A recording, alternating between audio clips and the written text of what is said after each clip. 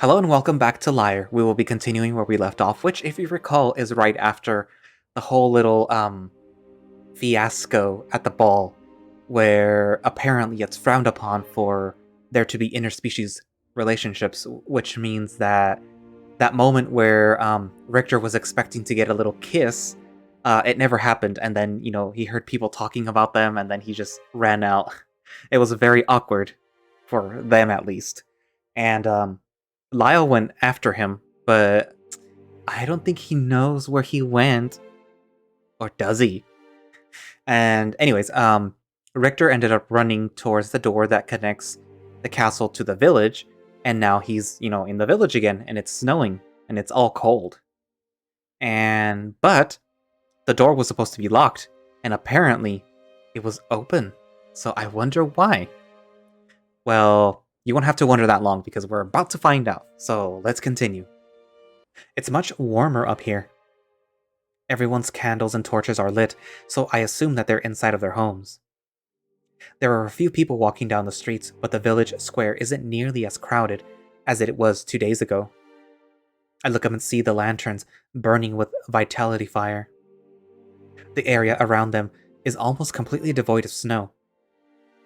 As it falls from the sky and hits the ground, the snowflakes dissipate and melt onto the cobblestone. I find a warm spot in the alley and sit down. I bring my knees up to my chin and wrap my arms around my legs. The lower half of my face is buried in my scarf, but I can still see snowflakes fall onto the black sleeves of my suit and melt. At this point, I don't really have any thoughts. I just feel like falling asleep here. I'm also waiting for the trapdoor to open any moment and for Lyall to come crawling through. I regret leaving him at the party. This whole situation just makes me feel so stupid. I don't know what's right or wrong anymore. I feel like I'm at fault, but I also wish someone would have warned me. I don't know, I feel so stupid right now. Everyone's always telling me how clever I am, but sometimes I feel like it's on accident. After sitting on the ground for a few more minutes, I hear distant mumbling. It's a low and quiet voice that sounds sad. It's coming from the fountain. I shuffle closer to the corner of the building I'm leaning against and lean around it. It's Andreas. The hell is he doing here? Is that why the door was unlocked? He's sitting at the fountain and looking up at the statue of his mother. I can see him mumbling to himself, rubbing the rim of the fountain with his ungloved hand. The water around the fountain is glowing a bright blue. I'm starting to think that the spring water here has some sort of luminescent quality to it. I watch him continue to talk to the statue, almost as if it was actually her. It reminds me of when people pray to their gods. How they sit down at an altar and talk to it as if it was some sort of vessel that they can use to communicate with the being. This is different, though. This isn't his god, though. This is his mother. I look for a bit longer before I realize that I probably shouldn't have seen this. Especially lurking in an alley. I hear the trapdoor open at the end of the alley and turn to see Lyall poke his head out of the entrance. He has a blanket in his arm. There you are. He closes the door softly and walks up to me. Are you okay? No, not really. I'll be fine, though. Are you going to be okay? Yes. After you left, I didn't want to be there. Everyone kept looking at me, and a few people actually questioned me about it. I'm sorry for leaving you there. I just really didn't want to be around anyone after that. I don't know how to feel, but everything just seems so confusing. I really do like you, though. I see a small glimmer of a smile on his face. Richter, it's fine. I know. He takes a blanket and wraps it around my shoulders. Let's go back to the castle. Even with the vitality lanterns, it's too cold out here. Okay. He leads me to the tunnel and I look back towards the direction of the fountain. Andreas is probably still sitting there. Is something wrong? No. I just have a lot on my mind. He opens the door of the tunnel and leads me down the stairs. Yes, me too. He lowers the door, and it closes with a resounding thud. I can hear him locking the door, and then a few seconds later, he gently takes my hand in his paw. You're not going to tell him that the prince is out there? He's going to get locked out.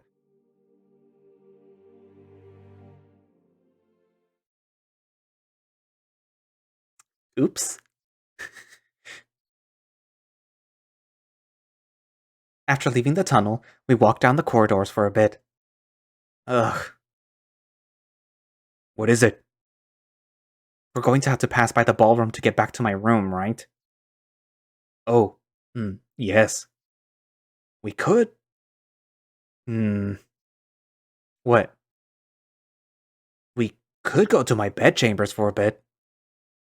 It's not too far from here, and we won't run into anyone. Sure. But only if you want to. That sounds nice. I have a really nice fireplace in my room, too. The servants have probably already lit it, so it should be nice and warm. So, if you're okay with it, it's this way. Lyall? Yes? I said it was fine. Oh, yes. Sorry, I get carried away sometimes. Hey, it's fine. I'm not bothered by it. He takes my hand and leads me down a hallway I think I've been down before. I can't believe I haven't seen his room yet. That should be a good place to talk about what happened. We arrive at a door, and he fumbles with his keys. Sorry. He finds the right key and unlocks the door. Warm air rushes into my face as he holds the door open for me. Oh wow. My senses immediately get overrun by the color red. He steps past me as I stand by the doorway and walk over his bedside table. Lots of red. Oh, yes. I love red. It's my favorite color. Really? Of course. I like it because it's warm and vibrant. It's also just nice to look at. I watch him fumble with some things on his dresser and take this moment to look around. The fireplace is really nice and I can feel the warmth of the fire wrapping around my legs. Above the mantel is a big painting. It's a dramatic portrait of a wolf warrior shrouded in a hood. He looks a bit like Lyall, but his fur is more of a reddish color.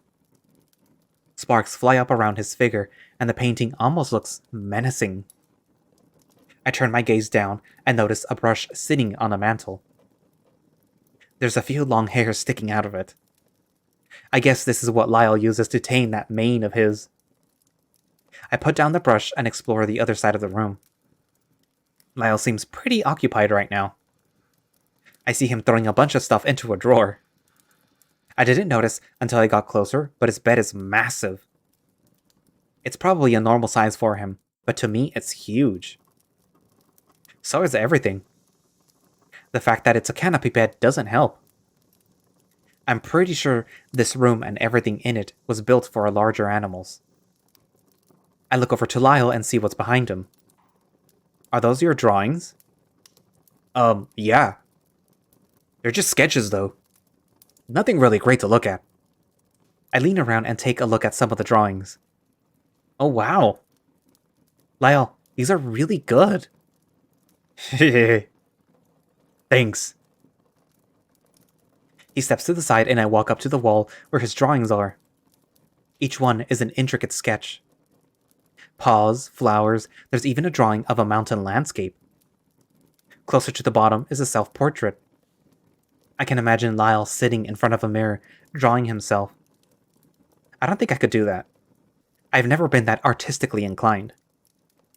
He's smiling in the portrait and looks really cute. On the table is a couple of sketchbooks, some coins, and a dagger stuck into a spot where I can see he's stabbed it multiple times. I think back to the people in brothels throwing their knives into the bar counter out of boredom. There's also some lit candles that aren't even in candle holders. Their wax spills out onto the top of the dresser and dries up.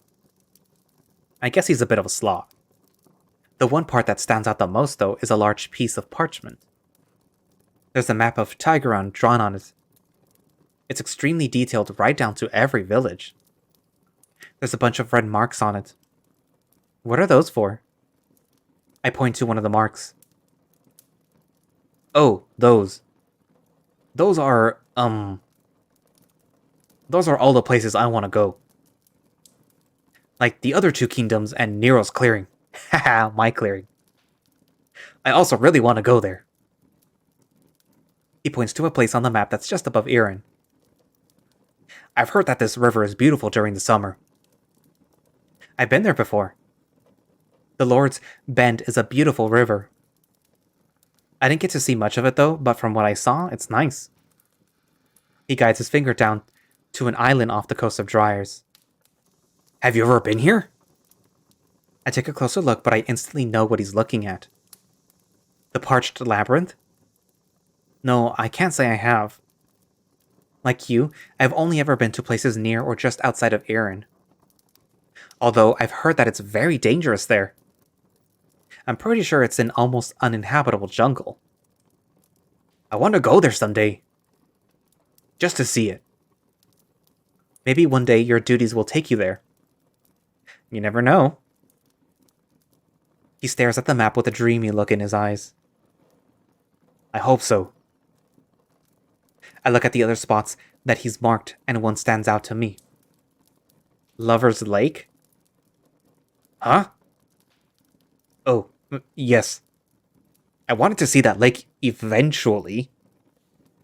Because it's shaped like a heart. He looks down at the ground and sits on the bed, letting out a big sigh. I'm sorry for earlier. Lyall, I said you don't have to apologize. No, I do. I shouldn't have ever pried. I didn't know that people would be listening. That was a conversation that we should have had here. It's me who should be apologizing. I shouldn't have been so... you know... But I swear, I had no idea about the stigma of interspecies relationships. I believe you. But yes, interspecies relationships are a bit of a taboo in Lyre. Most of the general public finds it a bit weird. In some cases, it's acceptable, but a human and a wolf? Forget it. We'd be the laughingstock of the entire kingdom. Wow. I had no idea it was like that. Word of Lyre doesn't really spread much outside the kingdoms, and it's definitely nothing like that in Erin. Really? Of course. It's completely normal. Even with a large human population, people still fall in love with other species.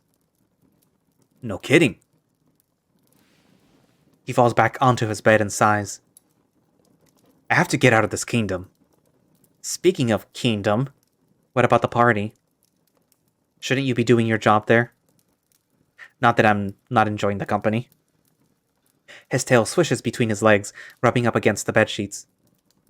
Nah, I got someone to cover for me. It's fine. Just for a moment, all that can be heard is the fireplace.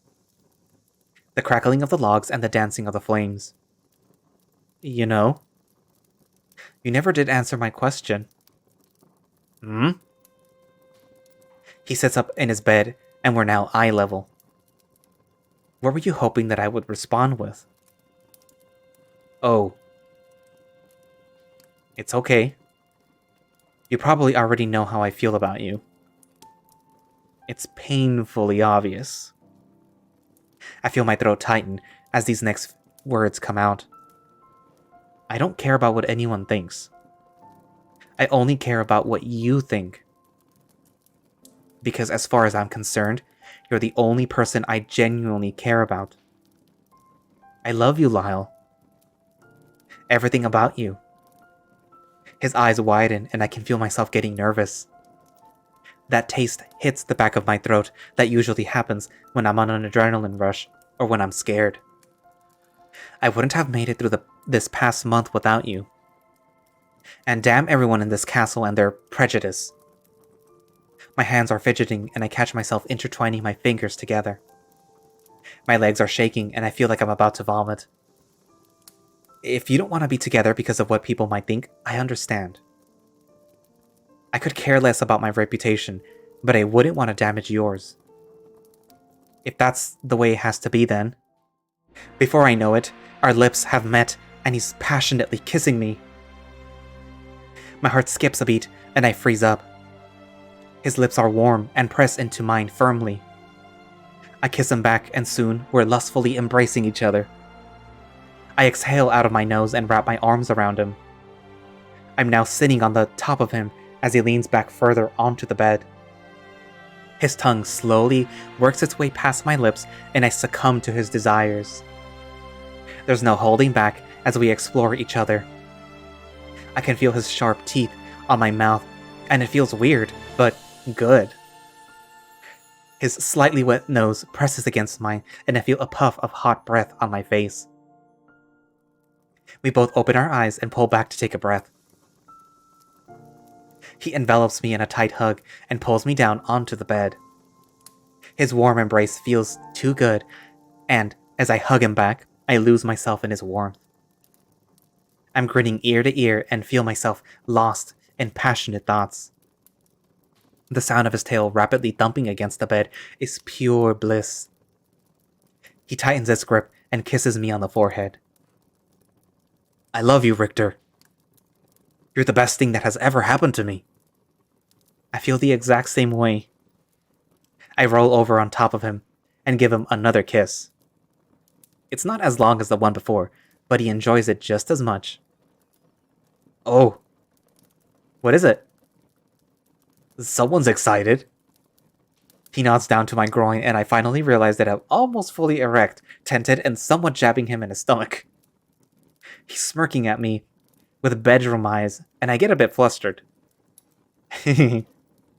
I guess you're just a really good kisser. I am? His tail wags more, thumping against the bed. I move my hand down to his crotch and slowly rub his bulge. It's big, just like I remember it being. He's not erect like me, but he's getting there. This elicits a slight whimper from him. I honestly expected a moan. Something wrong? It's just... You think I've forgotten what happened in the baths that one time? This causes him to turn completely red in the face. It's not like that. I was just taking a bath. Don't you want to give me another show? He lets out a quiet noise of embarrassment before answering. Yes. After that, I take off his jacket and shirt. His large, muscular chest is now fully visible. Each pectoral is thick and makes him look powerful. He helps me a little bit by taking off his gloves, and then we get to his pants. I get down on my knees as he sits on the bed and I start to undo his belt. I rub my hands over his furry lower stomach as I pull his belt out through its loops. A wide grin appears on his face, and he even starts to kick his leg a little bit. Grabbing both sides of his trousers and his underwear, I begin to pull them down. His cock almost flops out and rests between his thick thighs. His large, furry balls also lay between his legs on the bed. Wow. Hehe. Are you okay with, Lyall, you're gorgeous. His tail is now thumping loudly against the mattress. Thank you.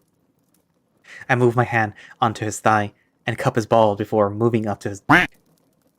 It's warm and girthy. His body jumps up a bit at my touch, so I go a bit slower.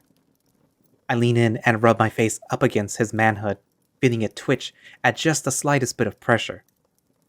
I look up and see him rubbing one of his nipples. You're really pent up, huh? Only a bit. I haven't done this in a long time. That's okay. I'll go at whatever pace you want. His is now fully erect in my hands. It stands at a little over 7 inches and is probably one of the thickest I've ever seen. Nothing I can't handle with a little getting used to it, though. His is already throbbing and leaking a bit. I lean in and lick the side of his shaft while rubbing my face against his groin slowly. He smells clean, like he just bathed, but there's a hint of a manly smell that sends my senses sky high. My hands move to his balls and I play with them lightly. I can feel myself leaking in my pants, and I realize that I'm really pent up too. I lean in and place my mouth on the tip, licking as I move my lips around the shaft. He has his paws on my head, and I can feel him thrusting into me slightly. His tail is swishing side to side, and when I look up, I can see him biting his lips with his head back. He lays down onto his back, and I reach up and grab one of his pecs. I give him a good rub down and tease his nipple, which makes him arch his back a little. Richter? He sits up and removes his paw from my head. I stop sucking and pull away from his... Yeah? I want to see you. See me what? No, I mean... I want to see you. Oh. Can I... He goes to unbutton my coat and a chill runs down my spine. I feel his big paws run up and down my body as he takes off my clothes. I'm shirtless at this point, and he starts to go up and down my torso, planting kisses on the bare skin. He leans back and unbuttons my pants, allowing my quack to just come out. I'm still completely hard and leaking a lot. He pulls my pants down, and I step out of them, throwing them into the small pile of clothes we've made. I watch him look me up and down. His gaze falling on me like this makes me a bit shy. I spread my arms out to the side as if to show off my body. I'm not as big as you, but... Richter, you're beautiful.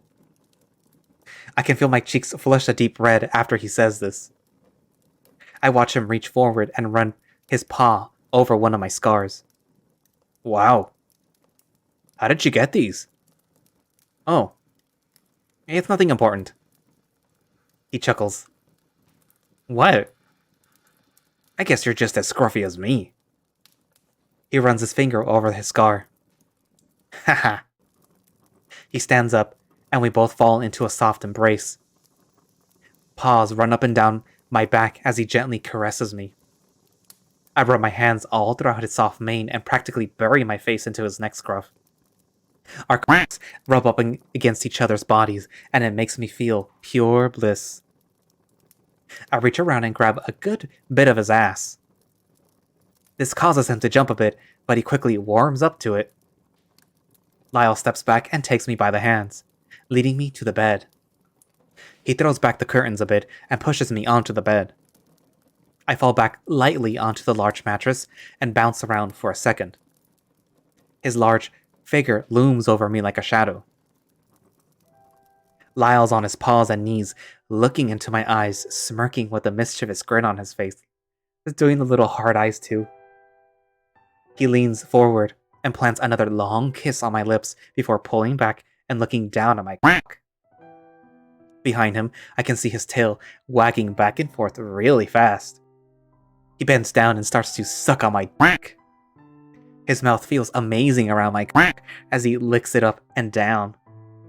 At one point, he even grasps his paw around it while he sucks and takes my balls in his other paw. I arch my back and lean back onto the bed in pure ecstasy. I feel him release my quack from his mouth with a gasp. Richter? Yeah? I say this through pleasured grunts. I want you inside of me. I quickly sit up from the bed. Huh? I'm completely capable of taking you. I mean, we don't have to if you would rather me. Hey, Lyall. He looks up at me. I'm fine with doing whatever you want. You get to choose. Really? Of course.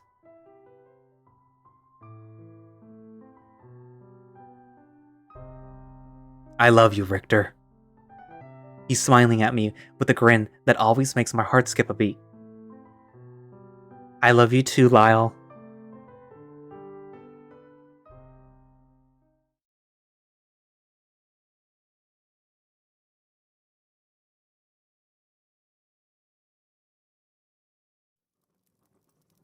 It's been a few moments since our romp in the sheets, and we're laying next to each other, holding hands. Thunder rumbles outside of the window, and it's somewhat calming. now safe and warm in here during what's most likely a small blizzard. His paw is much bigger than my hand, and I feel so safe with it resting there. Wow. Yeah. You were amazing, darling. He squeezes my hand a bit. Hee. You're calling me darling now? I mean, only if you want me to. I don't know. What would you prefer I call you? Well, I always like the term love. It's simple and rolls off the tongue. Very well. He crosses his arms in a bit of a grin. What? What about my lord? God, Lyall, you know I hate that. Really? I find it sexy. I giggle at this, and I roll over on top of him. Fine. You can call me my lord when you're completely and utterly in love. He brings his paw up around my arms, slowly moving them up to my shoulders and then to the sides of my face. I can feel his paws brushing against my beard slightly as he caresses my cheek. Very well. My lord. He leans forward and presses his lips to mine. I give in and kiss him back, taking the back of his head with my hand. My hand runs through his thick mane as he runs his paws up and down my back. I pull away from him and he gasps in pleasure, sitting up. And what will you have me call you? I can see him thinking about it. Pal? Hell no. Buddy? No? Good boy? I swear I can see his tail start to wag for just a moment before he reaches around and places his paw on it. Ha ha, very funny. I was thinking something more along the lines of my knight, if that's okay with you. But love works too. I rest my head onto his chest and rub my cheek onto his fur. My knight. I say this in a swooning voice which causes him to laugh. You don't have to say it like that. There's a knock on the door. Shit. He swings his head off the bed and runs over to a tall dresser standing up against the wall. Lord Richter? Hearing this, we both turn our heads towards the door and raise our brows, almost in unison. Lyall is in the middle of pulling his pants up around his waist and has his belt in his mouth. We bring our voices down to a whisper. How do they know I'm here? Maybe someone saw you heading this way? Yeah, but... I think of what Andrea said earlier and it sends a shiver up my spine. Just a moment. I yell this towards the door as I pull on my slacks and throw my shirt on without buttoning it. I walk towards the door and opening it. It's the servant from earlier. Yes? Lord Richter, the king wishes to see you in his chambers. Oh, right. I had completely forgotten that he wanted to speak with me later. He left during the ball to take care of some urgent business. I was sent to come and get you some time ago, but you were no longer there. I'm told that you left the ball with Sir Reed? He leans in and stares at Lyall, standing there shirtless. Yes, I did. There was a slight altercation, but all is well. His nose twitches, and he straightens up. The king has been waiting a long time. I suggest that you find him at once. I'll leave as soon as I can. Very well. I trust that you can find your way. His room is right down this hall and up the stairs. I close the door slightly as I talk to them. I'll be there as soon as I can. Good. I close the door softly and lean against it. I guess I should get dressed. I'll come with you. No, it's fine. It shouldn't take long and I'll be back as soon as I'm done. Plus, I want you in that bed when I get back. We can pick up where we left off. Okay. I think I gotta go clean up if that's okay with you. Silly, you don't need my permission. I quickly put my clothes on and head for the door. How does my hair look? It looks as great as ever. Love. You sure? Of course. Alright. I'll be back in a few minutes, hopefully. Love you. Love you too. Closing the door behind me, I turn and begin to walk down the hall. It's a very long hallway with a lot of doors that most likely lead to other royal apartments. I reach the end of the hallway and there's a large archway that leads to a pair of spiral stairs going up. Judging by where I think that we are in the castle, I'd suggest this leads to one of the towers. This feels familiar somehow. A lot of things feel familiar lately. There are 2 guards standing at the front entrance to the stairs. It takes me a moment, but I realize that these are the 2 guards from a while back. The ones that were patrolling the hall after Lyall and I had met Kadaj. The bear stands straight, with the large bastard sword pointing to the front in front of him. The eagle is leaned against the wall with a dull look on his face. I approach the entrance and pause to wait for their approval. The bear looks down at me with a crooked smile. "You've kept our king waiting an awful long time, little lord." I turn and give him an incredulous look before walking forward. They aren't worth my time. Nobody is. Nobody but him. I start to ascend the staircase, and as I reach the top I realize this isn't that large of a climb. There's only about 20 or 30 steps. When I reach the top, there's a common area and a large set of double doors with the Ozian crest in the center, surrounding the symbol of Tigrin. Large bushes filled with flowers adorn the roof of this area, and a big window shines moonlight onto the flowers. Petals fall onto the ground in front of me, and as I step forward I feel the leaves crunch under my shoes. Rainer loves his plants. I reach the doors and pull one of them open. It's a lot less heavy than I thought it would be, and it swings open with ease. One of the first things I notice is a large amount of curtains and drapes. They obscure the moonlight, and I can barely see a thing.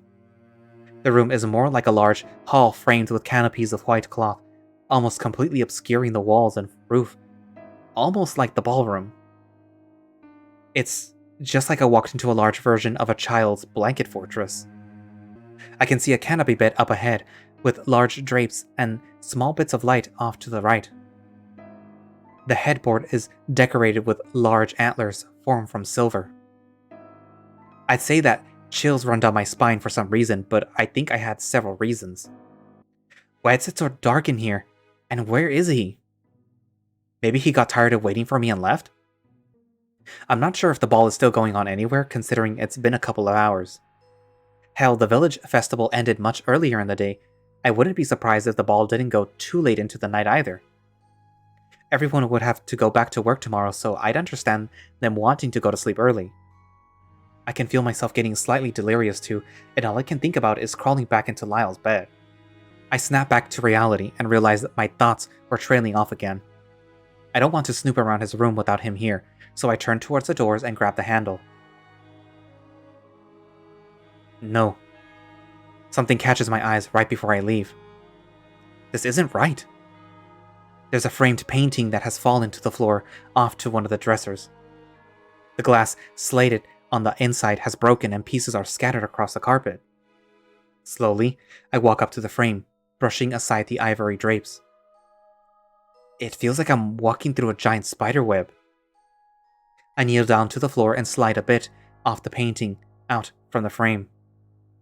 It's a portrait of the royal family. It's small but extremely detailed. The queen is sitting in an elegant chair wearing an orange and white dress. Something that you would wear outdoors during the spring. On her lap is a small Andreas. He's smiling and holding his mother's hand. She's grinning down at him, and I notice her eyes are a beautiful golden brown, just like her son's. Behind the two of them is Rainier, his hand on her shoulder, looking down at the two of them. His face is plastered with a large grin, which feels weird because I don't think I've seen him smile like that before. I take the photo and set it down on the dresser. As I turn to my left, I notice something even more disturbing. There's a large rips through the canopy of the bed. The moonlight shines through them and casts small strips of light onto the neatly made bed. What happened here? I toss a few drapes aside and rush towards the window on the other side of the bed.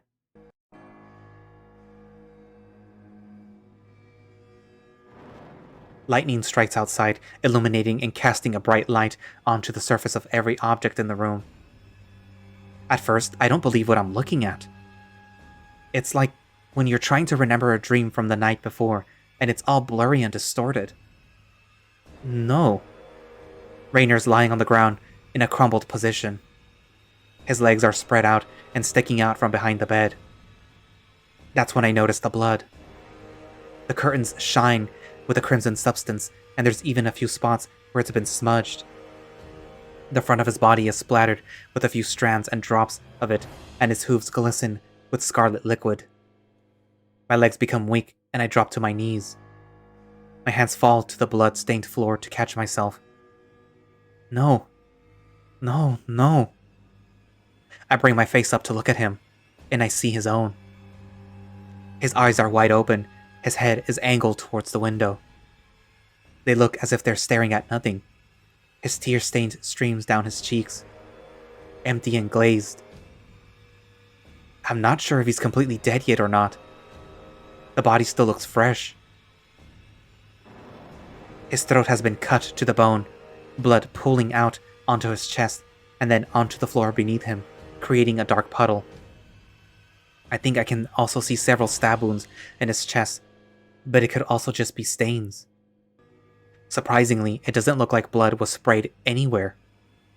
I watch most of it slowly seep out of his throat in thick coagulated streams. My eyes start to water, but no tears come out. I'm too shocked by the situation. A foolish thought enters my mind that this might have been one of those nightmares. I imagine waking up in Lyall's arms as he comforts me. That's not going to happen though. This isn't a dream. I describe it as a nightmare, but it's not one of those either. This is real. Thunder flashes outside again, and I can see the reflection of it in his eyes. Who did this? There are guards outside of the entrance of his tower. To my left is a dagger. The blade is dripping with blood, and it stains the carpet floor it rests on. It doesn't look like a special blade. The dagger looks like something that you would buy at your average smith. My eyes trail back up to his cold face, and the reality of the situation comes down upon me like a flood. I look up and notice some of the blood has been dripping off one of the drapes and onto my coat. There's already a large stain forming. At first, my body doesn't know what to do. I'm stuck kneeling there on the ground, frozen in fear. My heart is beating out of my chest, and 1,000 thoughts are running through my head. Questions I so desperately wish to have answered. I try to stand up, but it takes me a moment. My head is splitting open again, and I can barely think. Once I'm on my feet and dry my tears, I take a look around. I have to go and tell someone. The guards. I stumble towards the door, not looking back. As I'm making my way around a desk, one of my legs gives out and I collapse to the floor. No. All of a sudden, a massive pain shoots up my spine and through my head. Why now? The pain becomes unbearable, and I let out a horrible yell of agony. My eyes feel like they're about to fall out of my head. The door up ahead opens. Your Majesty? Yours... He cuts himself off, and I hear him turn to someone behind him as I struggle to get up. Something's wrong. Stay here. At this point, I can barely hear the sounds of heavy footsteps over my own heartbeat. I manage to bring myself to a kneeling position. Stop right there! He stands over me with his sword drawn. What have you? He looks at me and then down at my hands before rushing over to the bed, his cape billowing behind him. At first, I don't hear anything. It's as if the whole world has gone silent. All I can hear is the blood rushing through my veins. Finn! Alert the castle! King Rainier is dead! What? But he was only here for... Go now! I'll deal with it. I hear footsteps run out into the hall and down the stairs. Slowly, I wrench my body around so that I'm facing the knight. He prepares to raise his sword. You'll die for this, foreign scum! My heart is racing and I find myself unable to get a clear sentence out. I quickly gather myself. He brings his sword down and I swiftly roll to the side. His sword crashes into the ground and gets stuck. I'm now on all fours and try to break into a sprint. I can't remember the last time that I've done this. I don't have time to revel in my reflexes though. My feet slip on the floor, but I regain control and bound towards the door. Just as I reach the entryway, the rug gives out and I slip, slamming my forehead into the ground. Everything goes hazy, and in an act of sheer will, I lift myself up and turn around, trying to regain my vision. The bear has pulled his sword out from the ground and is lumbering towards me.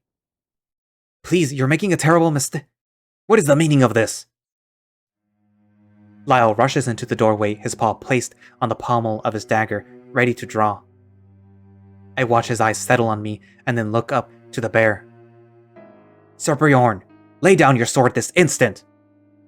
He killed the king! His eyes contract and I watch the fear wash over his body. What? He looks behind us at the body laying on the floor. I caught him trying to run away from the scene of the crime. No, this isn't like that. I was running to... Quiet! Lyall then looks down at me. His face has a mixture of shock and anger. He looks up at Bjorn. Lay down your sword! His voice is shaking. This is the first time that I've ever heard him shout, and it's terrifying. Bjorn is reluctant, but he lowers his sword. He walks up to me and stands over me for a moment. Lyall, please. It wasn't me. He looks down at me with fear, and then looks up at Bjorn. I can see he's clearly conflicted. My heart is thumping in my chest, and I can feel like a cornered animal. Lyall then bends down and grabs my arm. He's not gripping me too hard, but slowly lifts me up. Lord Richter, you are under arrest for suspicion of crimes against the Kingdom of Lyre, and the murder of King Rainier Ossian. He takes a pair of shackles and binds my hands behind me. What? This is seriously happening? Lyall! Lyall, you know I didn't do it! Bjorn is standing by the king, clearly not happy with this outcome. I'll take him to the dungeons. No. I'll take him. Has the rest of the castle already been alerted? I see him tighten his grip on the pommel of his dagger. Yes, I sent Finn to alert the castle. His grip loosens and I feel him tug on my shackles. As we turn away, he whispers in my ear quickly. It's an extremely quiet whisper, but I pick up on it. Trust me. A slight wave of relief washes over me. I don't know what he could possibly have planned, but anything is better than being executed on the spot for a crime I didn't commit. He begins to lead me to the door. Bjorn, I need you to stay here and wait for the others to arrive. I'm sure that they will be here soon. Understood. Bjorn lumbers over to Rainier's body, getting down on one knee. Lyall leads me out into the hallway, and he almost breaks into a sprint. He doesn't talk. He just looks straight ahead. After we descend the spiral staircase, he slows his pace a bit. I can't tell if he's angry at me or not. Lyall, you know I didn't do it, right? More silence. I heard bells start to toll off in the distance. They send a foreboding feeling running up my spine. My eyes start to water as the fear takes over. Every part of my body is shaking. We come to a junction in one of the hallways. There's a loud commotion up ahead, so he takes me down to another hall. Once we reach ground floor, we spot Kadaj walking down the hall with two Drysian guards behind him. Lyall keeps moving forward, not paying him any mind. Richter, what on Tigrin has happened? Lyall ignores this and keeps walking. All I can do is look at him with a desperate expression. I don't know what I can do right now. I'm still recovering from the shock, but I find it very hard with all the shaking. I think Kadaj realizes something is terribly wrong, so he starts to walk faster towards the commotion, his guards following quickly behind him. We descend further and further down into the castle's lower floors. It becomes colder and colder, and I can feel goosebumps rising on my skin. Lyall takes me down a hall with several cell doors. He goes to the very end and unlocks a door that leads to a large cell. It's terribly dark down here, and my eyes don't have time to adjust to the shadows. Richter. Yes? I heard him fall to his knees. He's crying. I can tell. He wraps his arms around me and pulls me into a tight hug. I'm so sorry. I should have went with you from the beginning. I didn't want you to feel like I was babying you. I should have gone with you, though. It's my job, and I should have gone with you. I should have... I grasp his face from what I can see in the dark and give him a kiss. You couldn't have known. He gasps and lets out a shaky exhale. What happened up there? I don't know.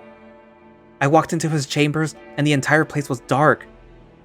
He wasn't there, so I went to leave, but then I saw how trashed the room was. After that, that's when I found... My hands come up to my mouth as I remember the vivid imagery. I try my best to hold myself back from vomiting. Thankfully, I keep it down. I don't know why they think it was me. You were found at the scene of the crime. Nobody else could have gotten in there, so it had to be you in their eyes. Then why was he dead? I don't know. The body was freshly killed too. You don't think that I... Of course not. He lets out a shaky sigh and hugs me. I had to arrest you. Otherwise, you could have been executed on the spot. Why were they going to do that? They aren't supposed to, but Bjorn isn't a rule follower. He likes to seek justice in his own way. He pauses and I can feel him shaking. Lyall, you just saved my life. He hugs me tighter and then releases me. You'll have to spend the night here. Okay. And I'll have to go. This makes my heart sink, but I accept it. Okay. I'm so sorry. We will get this all sorted out, don't worry. They'll understand. With that, he gives me a soft kiss on the cheek. He stands and I can hear him lock the door behind me. I love you, Richter. I'll come back for you. Sarid, the prince. Yes, I know. The last noise that I can hear, other than the chiming bells, is the sound of his footsteps as they run off. I don't know what to do. A million thoughts run through my head, but they all conjoin at the same path. What happens next? I find a wooden bench in the dark and lay down on it. Tears stream down the side of my face, but I don't care anymore. All I can do is succumb to the darkness as I pass out. No dreams tonight. Just one word echoes through my mind like a bell.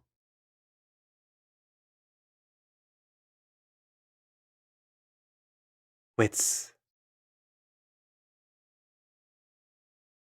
To be continued. Obviously. Oh. Part of me feel that Bjorn is connected to what happened, because he was already sort of like, you're here. Finally. We can get this charade over with. But it could also be Kadaj, it's a cat. Cats are sneaky. They can hide their emotions, be like, oh, I didn't know that I was in a destabilized Ad Astra and get, people killed. I'm obviously referencing somebody here. But yeah. Poor Rainier. We only knew him for a few, episodes, and then, he's dead. So now, obviously, the son, Andreas, is gonna have to take over. That brings to mind that Kadaj mentioned that, like, enjoy the party while it lasts, because, right after this is done, the real work gets started. And one could say that he meant, like, the real work of, advising the king and, doing, kingdomy stuff. But it could also be stated that he knew that the king was going to be, killed. But yeah. And, here is Lyall and Richter getting all close, and intimate finally. And then stuff happens. Obviously, this wasn't going to, last that very long. We weren't going to get to see a Lyall and Richter relationship blossoming after they just had, an intimate moment. But yeah, what do you guys think? who do you think, killed the king? Who do you think is plotting behind everyone's back? Because this whole visual novel's theme is that everyone is lying, and I'm still not convinced that Lyall isn't lying to Richter either.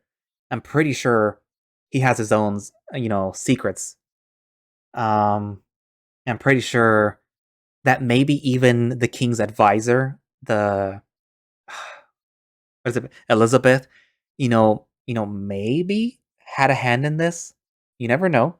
She might have been like, "Oh, you're gonna make that other human Andreas's advisor when you die. Well, guess what? I'm not gonna give you enough time to do it. I'm gonna kill you myself so that I become his advisor too."